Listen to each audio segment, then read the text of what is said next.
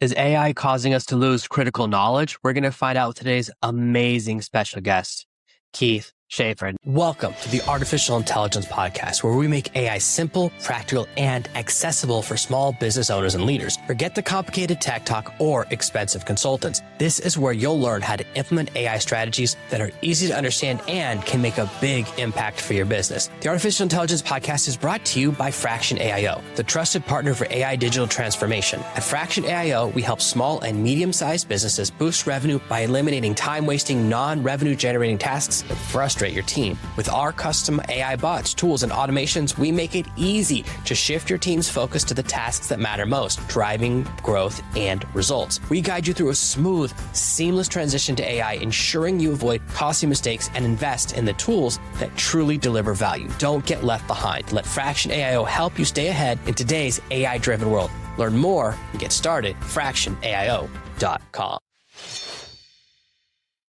Now, Keith, I'm so excited to have you here because you're part of multi-generations of something that's really critical to infrastructure, and especially in America. And I know your grandfather started in the gas industry over 100 years ago, and your father was in the industry, and you've been doing it a long time. Now your son is in the industry. Of all this generations of natural gas, what do you think has made your family stick with this? Because I know, there's one thing I know, it's my kids want to do something, but it's whatever, anything other than what I do.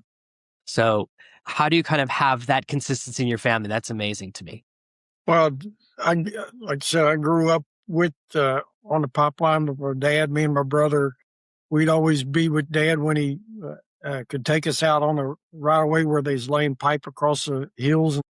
And I always thought that was interesting and loved to be out there in the outside working and enjoying the environment and seeing that done.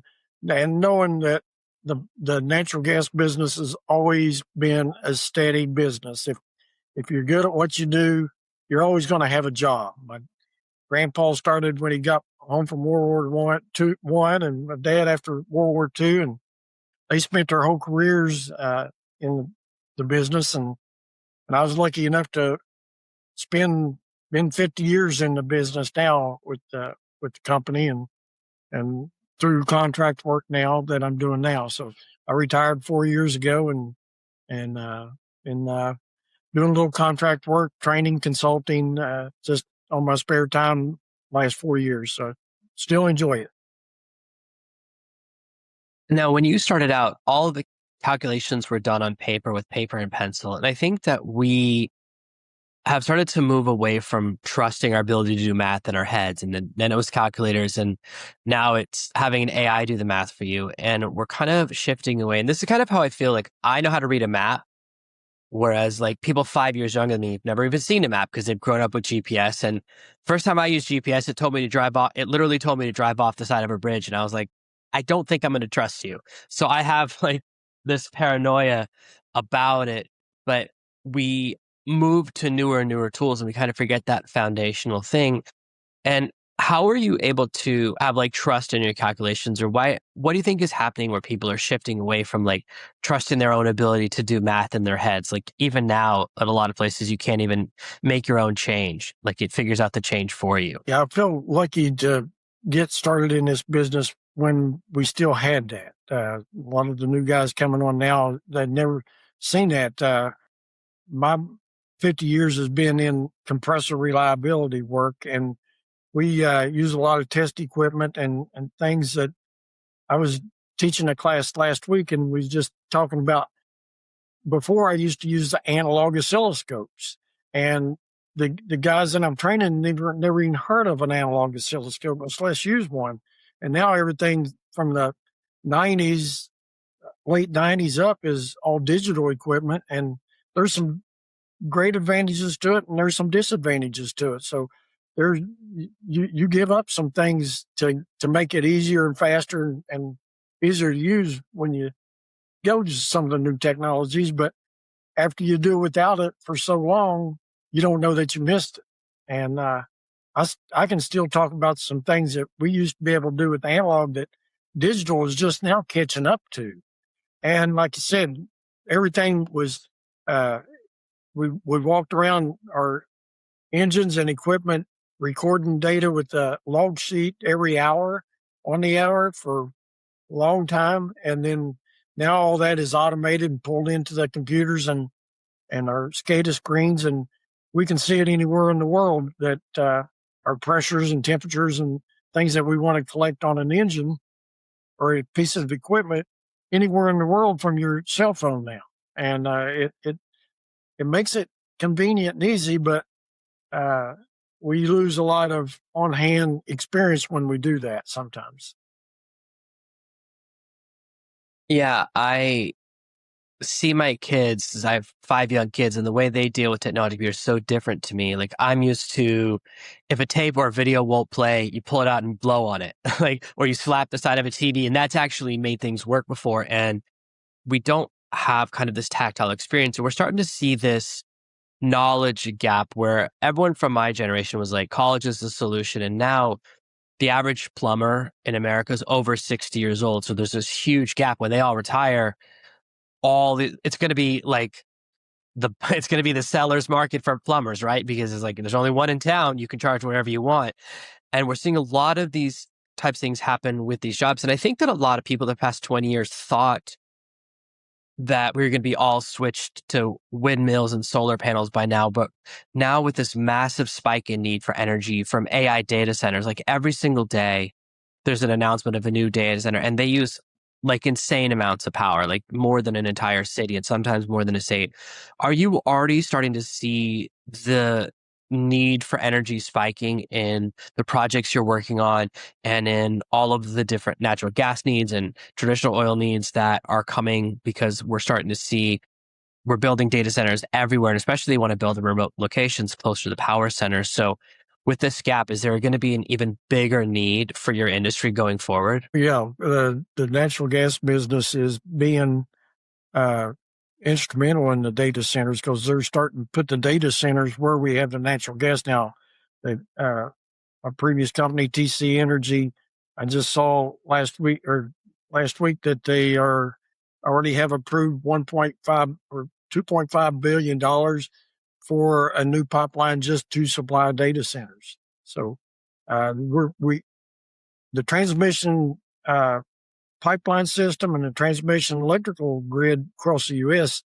has got to be upgraded because we don't have all the energy where they want it, and that's how it takes a lot of infrastructure to get it there. We can put in where we can get the gas in the shale regions in Ohio, Pennsylvania, West Virginia, Texas, but we still got to get that to the sources, and that's laying a lot of pipelines and putting in a lot of compressor stations that is a big demand for that.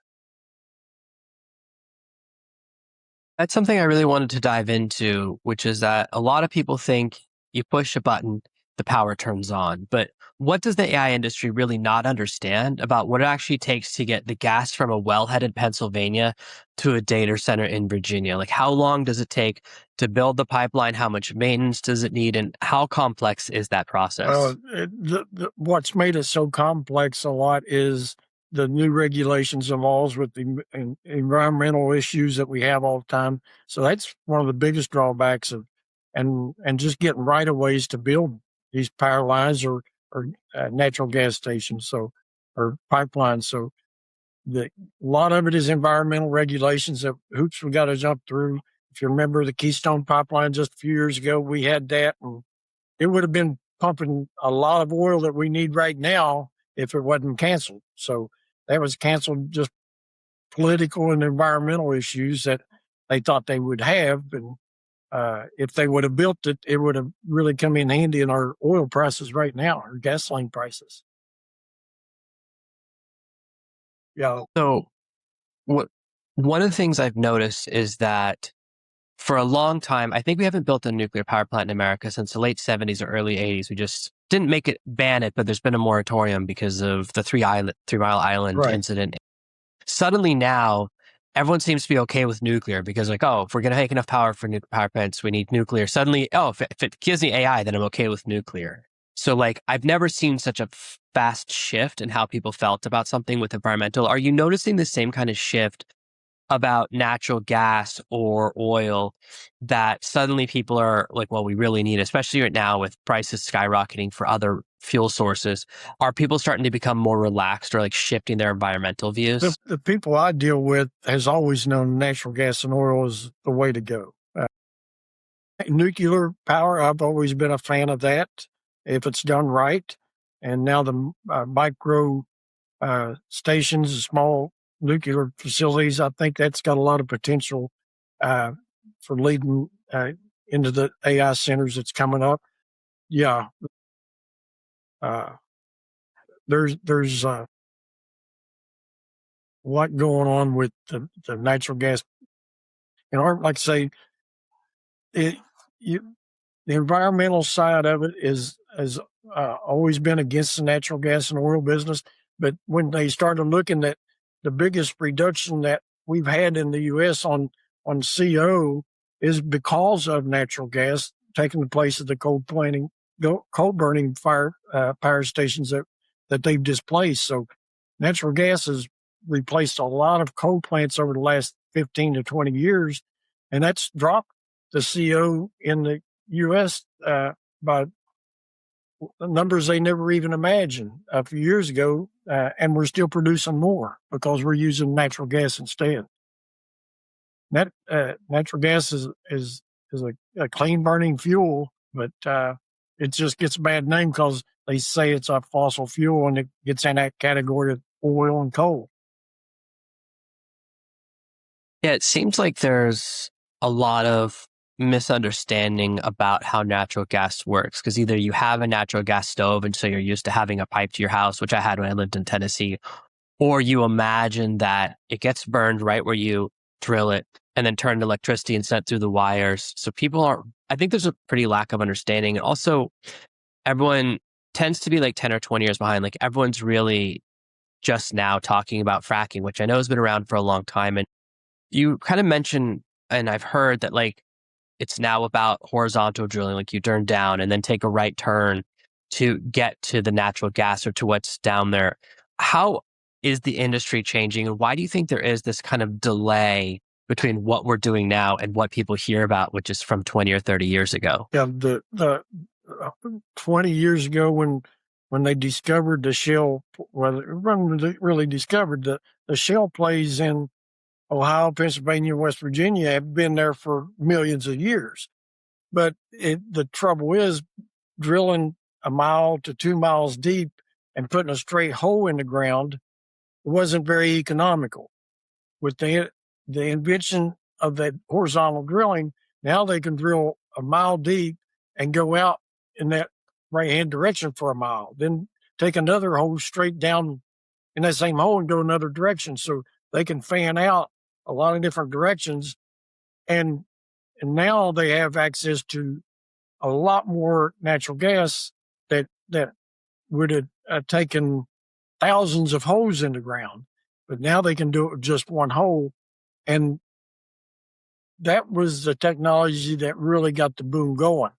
The fracking is the term that everybody that wanted to be against our business said was destroying the environment and having poison chemicals down the wells. And that was what they wrote on. But the whole technology was the horizontal drilling that really got the shale play moving.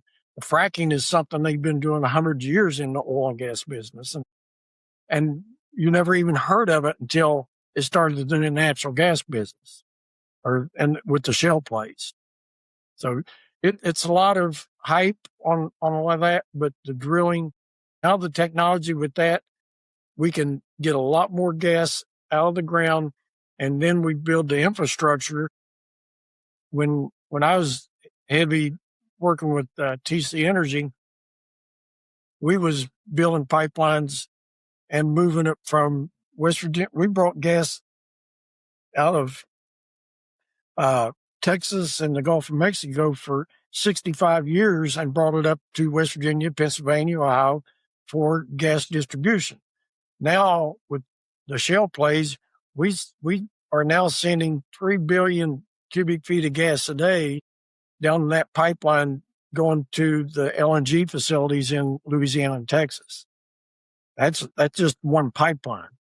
That the whole shift of where we getting gas from and where we sending it to is changed dramatically over the years.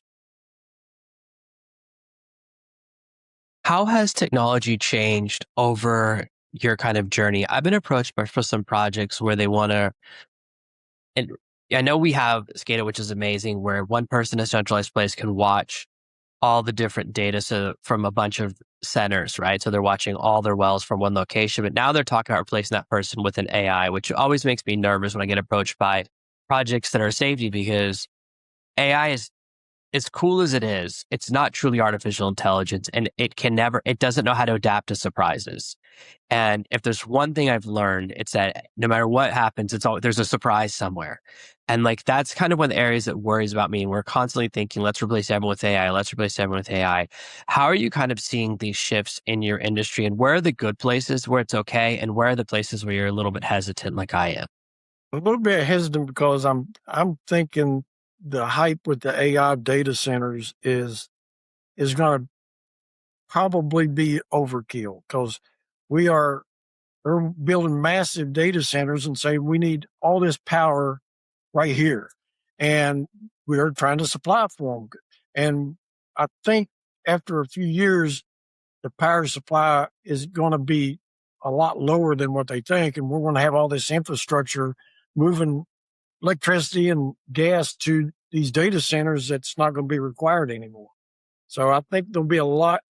I think we're overkilling a lot of it right now. That with the technology coming on, what they say, we need all this power for the data centers.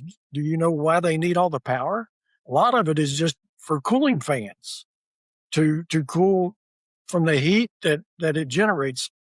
If somebody comes up with technology to get some other cooling besides like what they're doing, putting a lot of these data centers in water and under the sea and stuff, to not have to supply all their cooling capacity for that. So there's things that I think right now is going to be way overbuilt on the power side, and that's going to cost some money for a lot of people coming up. And then my fear is building a data center and them coming right off of the grid and using so much on the grid that people won't be able to cool their homes in the winter time or summertime. Then we'll have blackouts and brownouts because the data center's taking all the power. Yeah, I think that's when people will turn against AI, when it's air conditioning or AI. Suddenly, AI is not as cool anymore. Very quickly. And the thing about these data centers I think about a lot is they make two big assumptions, which is that everyone needs more and more AI, and that AI will not become more efficient. So like, the models are not getting bigger, they're getting smaller. Like, what everyone really wants is an AI in their watch that they don't have to be online, that just works. And that means it needs no data center. And I already have seen there was a big technology recently came up from Google that massively decreased almost by 70% how much RAM an AI needs. And we're going to see more and more of that. We always see that, right? We have a big technology, then we find an efficiency. Then we have a new technology, we find an efficiency. And all these data centers, the problem is the chips already are only valuable for about 18 months. And then it's like, oh, you're using last year's chips, gross. Like, it's such a fast turnover that I think you're exactly dialed into something that we're assuming that the chips in 2 years will use the same cooling, will need the same power, will need the same size. And it's why we're constantly building new and new data centers. And it reminds me of the hype cycle a few years ago about, everyone said they were going to wear virtual reality goggles and they built all this stuff, and turns out no one wants it, exactly. Right? The technology shifted. Like, there's no way I have 5 kids. There's no way I'm putting on goggles and turning my back on them. Like, that's crazy.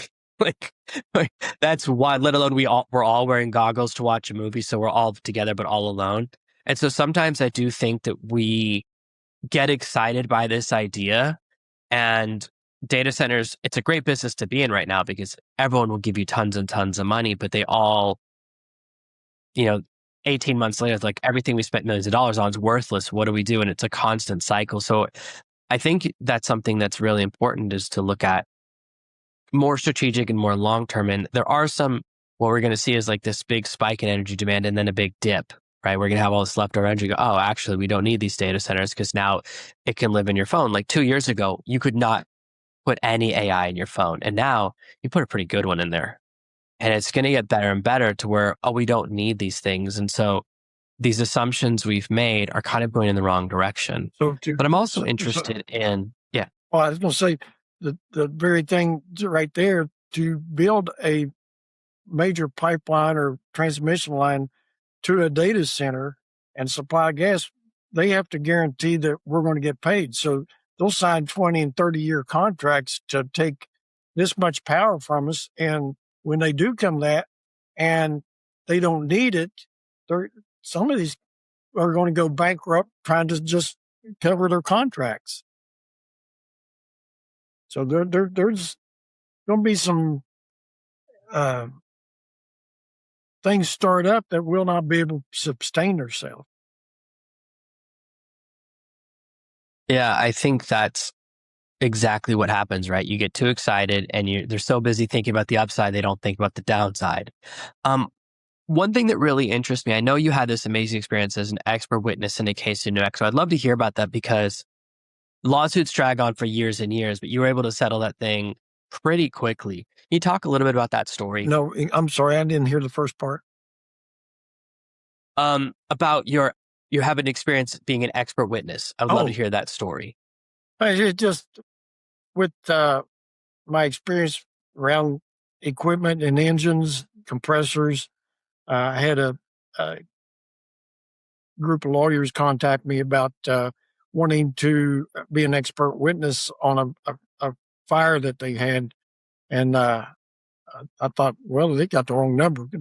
And he said, no, he wanted to talk to me about it. And I said, yeah, found out a little bit about what they had a compressor out Midwest that caught fire and burned up in the middle of the night, and caused a lawsuit between the pipeline company, the packager that supplied the equipment, and then the contractor that worked on the equipment.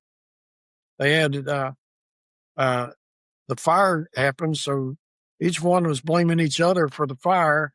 And when I went to the site and looked at a unit that had been completely burned up for 2 years out in the field, I could tell pretty quickly just about what happened and how it started.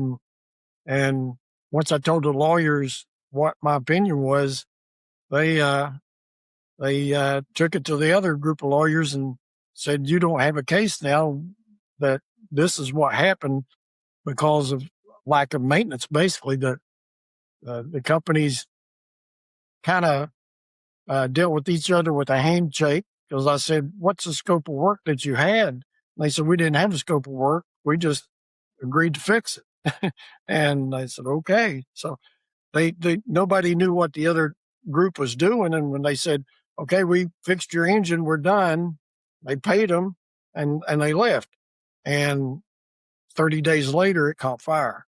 So I could tell that the handoff was probably the biggest problem, because they didn't follow up on work that's supposed to have been done by the OEM, the original equipment manufacturer. They recommend after you do these repairs that certain things have to be rechecked and torqued and tightened up. And nobody did that, because the contractor said that when we finished, we left. We didn't pay us to do any follow-up work. And the company that owned it, they didn't do anything themselves either. So the lack of following up with the equipment manufacturer to see what maintenance needed to be done, they didn't do, and that's what failed, and it caused a fire. After I went and investigated it, talked to the lawyers that hired me, told them everything. It was about 2 months later, they called me, said they settled down in court. We don't have to deal with all that now. So it didn't have to work. So as fun and interesting. I don't know if I'd want to do all that work all the time, but it is another interesting job that I had in last year that was pretty good, unique situation for me. Yeah, that's really exciting. I've always wanted to be an expert witness. So yeah, I didn't get a yeah. go back to the trial, but with what we did, they could settle out of court deal. Just one last question as we wind down. This has been so exciting. Just curious, when a gas company decides to adopt a new piece of technology, whether it's predictive analytics, AI monitoring, or a new tool, what does that adoption process look like inside the industry? Because from the outside, people perceive energy as very slow to change, as a slow moving industry, kind of like healthcare or education. Well, the industry, we work with different companies across the whole footprint all over the world, really. And we see what our reliability is. So we know we have to deliver gas from point A to point B, and we have compressor stations that move that gas all across the country. And if we're not efficient, company or another gas company will get that price to move that gas cheaper. So we have to keep our equipment as efficient and maintenance free as we can. So the technology that we develop, the other gas companies develop, and we have contractors that work with us that we deal with as far as equipment manufacturers that build this equipment based on what we tell them we want, and then we have to hire people or contract people out to do the test work that we want to be, say that we're safe and reliable to do this.